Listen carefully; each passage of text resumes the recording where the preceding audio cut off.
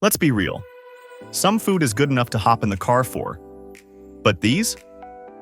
These Korean dishes are quit your job, sell your furniture, fly to Seoul level good. We're talking fermented seafood, bamboo rice, royal hot pots, dishes you can't just grab from a food court. You have to go there. Some will make you cry in a good way, and others might knock you out cold. Starting with number 10, because yeah, we're pacing ourselves. Number 10, Andong braised chicken or jimdok. First up, imagine soy-simmered chicken so tender it falls apart before your fork even lands. That's jimdok, a sweet, savory, glossy chicken stew tangled up with chewy glass noodles, carrots, potatoes, and a soy garlic glaze that will haunt your dreams. Now yes, you can find jimdok in Seoul, but the OG lives in Andong, where the sauce is deeper, the spice has bite, and they don't skimp on anything. It's the kind of dish that sneaks up on you, comforting at first, then suddenly addictive. Locals don't just eat it, they celebrate it. Andong jimdok isn't fancy, it's rustic, rich, unapologetically saucy. And if you've only had the city version, you've only had half the story. But just wait till you hear what Daegu's cooking up next. Number 9. Grilled beef or pork intestines or gopchang. If the idea of grilled intestines makes you gag, good. That means you're normal. But listen, gopchang is about to change everything you think you know about offal. In Daegu, there's a whole alley dedicated to this one dish. Welcome to Anjirang Gopchang Alley, aka heaven for meat lovers who like it rich, fatty, crispy, and just a little wild. Gopchang is chewy and juicy, with a smoky flavor that pairs disturbingly well with soju and gossip. It's the kind of food that shouldn't work, but does. Like leather pants, or pineapple on pizza.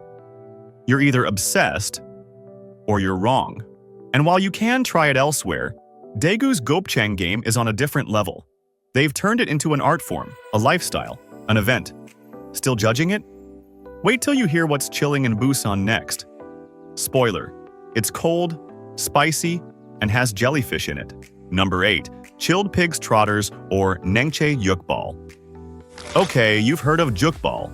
Those shiny, soy-glazed pig's trotters people demolish after work with beer and a big appetite. But chilled pig's trotters? Now we're getting into elite territory. Busan decided to remix pig's trotters like a K-pop comeback. Chilled, spicy, and paired with jellyfish. Yes, jellyfish. Toss in mustard sauce so sharp it clears your sinuses, and boom, your sleepy pig feet just became a party. It's cold, it's chewy, it's got crunch, heat, tang, and drama. And you won't just find this in any old Seoul restaurant. This dish lives in Busan banquet halls, where it's served like it's about to give a TED Talk. It's refreshing, spicy, and weirdly addictive. Still not sold? Wait until you meet a raw crab dish that locals call the rice thief. And no, it's not a nickname.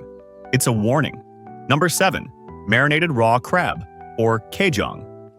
Picture this. Raw blue crab, drenched in soy sauce or a chili marinade. Left to marinate for days until it becomes pure flavor. That's kejang, aka rice thief, because once you take a bite, your rice disappears. Fast. Yeosu, a scenic coastal city, is ground zero for this dangerously delicious dish. The crab is silky. The marinade is salty sweet or mouth-on-fire spicy. You eat it with your hands, sucking the meat straight from the shell like you've just been possessed by a crab demon. It's primal. It's messy. It's unforgettable. Some people can't handle it. Others call it the best thing they've ever eaten. There is no in-between. And the best part? Yosu's kajahang isn't served in tiny tourist portions. You'll get a whole crab or two and enough side dishes to trigger an existential crisis. But up next, noodles. Cold, chewy, humble, and somehow worth a train ride across the country. Number 6. Buckwheat noodles. In chilled broth or makguksu. Sometimes, the most humble dishes hit the hardest. Enter makguksu, cold buckwheat noodles swimming in a tangy, chilled broth, topped with sliced veggies, kimchi, and sometimes a soft-boiled egg that winks at you like, you weren't ready for this, were you? This isn't some bland health food. It's refreshing, nutty, punchy, and has just enough vinegar to make your lips pucker and your brain scream one more bite. You can find cold noodles all over Korea, sure, but true makguksu, that lives in Chuncheon. There, it's practically a religion. People pair it with spicy stir-fried chicken like it's a love story. It's cheap, satisfying, and somehow more flavorful the hotter the day gets. And yet, despite being so simple, you won't find anything quite like it in Seoul.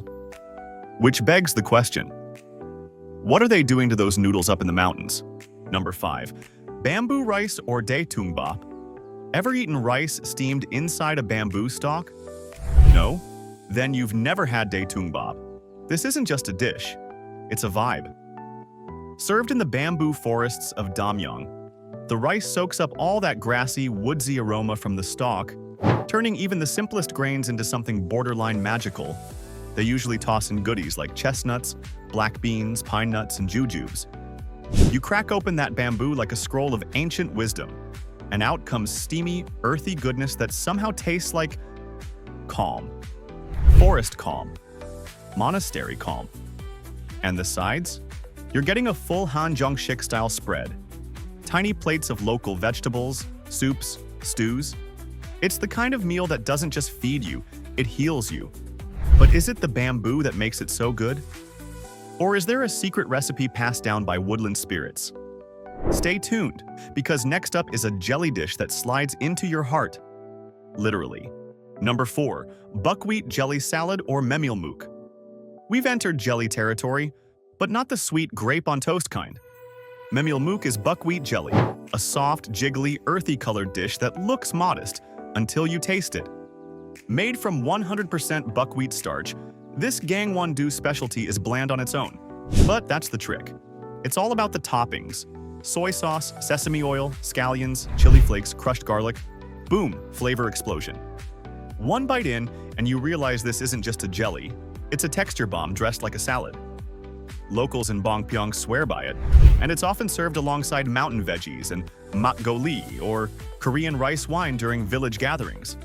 It's rustic, refreshing, and weirdly soothing, and you won't find this on trendy food tours. You've got to go rural for it. But here's the real mystery. How did something so simple become a soul food you can't forget? Number 3. Charcoal grilled black pork or Jeju black pork. Yes, it's pork. But not just any pork. This is Jeju black pork, and it's basically the VIP of Korean BBQ. Raised only on Jeju Island, these pigs have darker skin, more marbling, and a richer flavor that makes regular pork feel like the prequel. What makes it so special? Some say it's the breed. Others say it's the volcanic soil, clean air, or the tradition of grilling it over charcoal until the edges crackle like bacon-wrapped fire.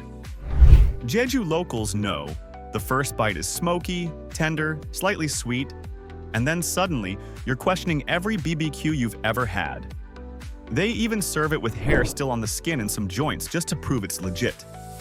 And while you might find black pork in Seoul, real ones know it's not the same. Because if you haven't eaten this pork on Jeju Island, did it even count? Number 2. Royal Hot Pot or Shin Solo. Once upon a time, this dish was only served to kings. And honestly, after one bite, you'll understand why. Shin Solo is a bubbling, royal hot pot, loaded with delicate meats, fish balls, mushrooms, ginkgo nuts, veggies, dumplings, even tiny pancakes, all swimming in a rich broth and cooked over live charcoal in a special metal pot that looks like a crown turned upside down. It's not just food, it's a performance. These days, it's almost impossible to find. Only a handful of old-school restaurants in Seoul still serve it, and when they do, it's with the reverence of a royal banquet. Think silver chopsticks, brass bowls, and servers who are not here for your Instagram moment. And here's the thing. No one makes Shin Solo at home. Too complicated, too expensive, too sacred. Which makes you wonder, what else did the royals eat that we've never even heard of? Number 1. Fermented skate. This one is legendary. Not because everyone loves it, but because most people can't handle it. Hong-o is fermented skatefish. Yes, fermented. And because skate doesn't have kidneys, it releases uric acid through its skin. So when you ferment it, it smells like ammonia, like someone opened a mop closet inside your nose, like punishment. And yet, people travel for it. Mokpo, a port city in Jeollanam-do, is the unofficial capital of Hong-o. Locals eat it wrapped in kimchi and pork belly like a stinky little taco. First-timers are advised to breathe through their mouths. Veterans? They chase it with soju and pride. It's sharp. It's funky. It's absolutely not for the weak of heart or stomach. But if you survive it, you earn bragging rights, respect, possibly a spiritual awakening. And maybe, just maybe, you'll understand why some flavors aren't meant to be liked, but conquered. So, which one would you book a flight for? The royal banquet with the secret sauce? The jelly that whispers comfort? Or the fermented fish that slaps you in the face and dares you to keep chewing? Korea's food scene isn't just delicious, it's emotional. Every dish is tied to a region, a story, a little corner of the country that's proud to serve it their way. And this list barely scratches the surface. Because here's the truth. There are more dishes, stranger ones, forgotten ones served in alleyways, temples, and mountaintop shacks. And the only way to find them? You'll have to go.